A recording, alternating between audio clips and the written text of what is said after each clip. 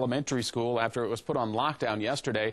Parents received a letter saying the lockdown was not because of activity inside the school, but because of police activity with the residents near the school. Riley County Police Department would not confirm if the lockdown was because of a meth bust at 320 13th Street.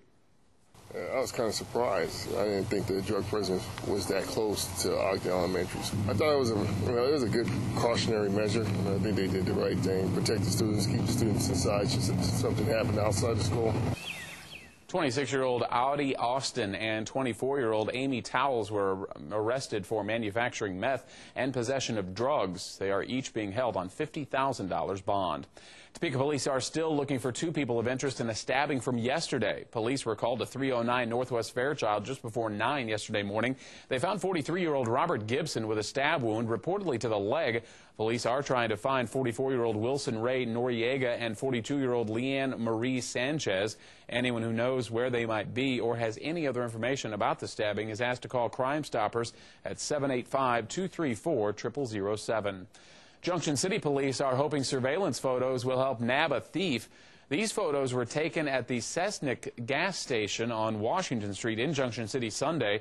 The man entered the store around 11 p.m. and robbed it at gunpoint. He's described as a light-skinned black man between 5 feet and 5 feet 4 inches tall, 135 to 155 pounds. The turquoise hooded sweatshirt you see there he's wearing appears to have a built-in face mask. If there's anything familiar to you about this suspect, you're asked to call the Junction City Crime Stoppers line. That's 785-762-TIPS.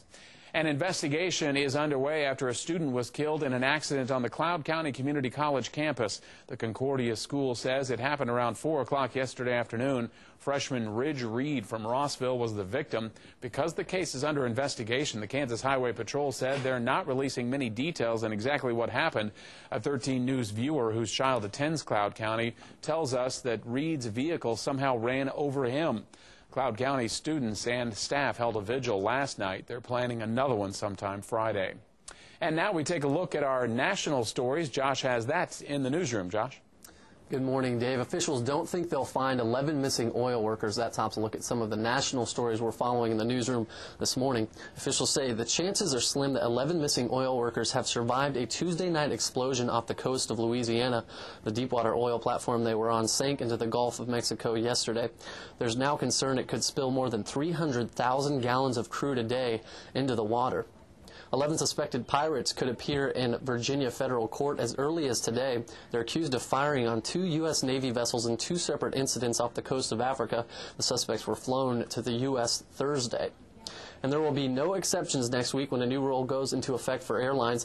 It prohibits them from keeping passengers waiting on tarmacs for more than 3 hours. The Obama administration has already turned down requests from 5 airlines looking for temporary exemptions. And remember, you can catch a wrap-up of the day's top national stories on our web channel, WIBW.com. Just click News at the top of the page and then scroll down and select U.S. or World. Dave?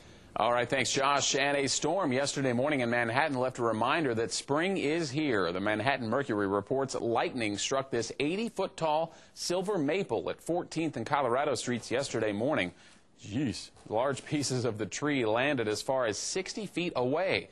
It damaged the front porch of a nearby home and crushed vehicles, 3 of them, as a matter of fact. So you can see that the force of that lightning and some severe weather. We could see some of that today, right, Amy? Yeah, absolutely. We are actually under a slight risk. The Storm Prediction Center has issued a slight risk for severe weather today across much of northeast Kansas. I'll find out what you can expect and what the main threats are coming up right after this.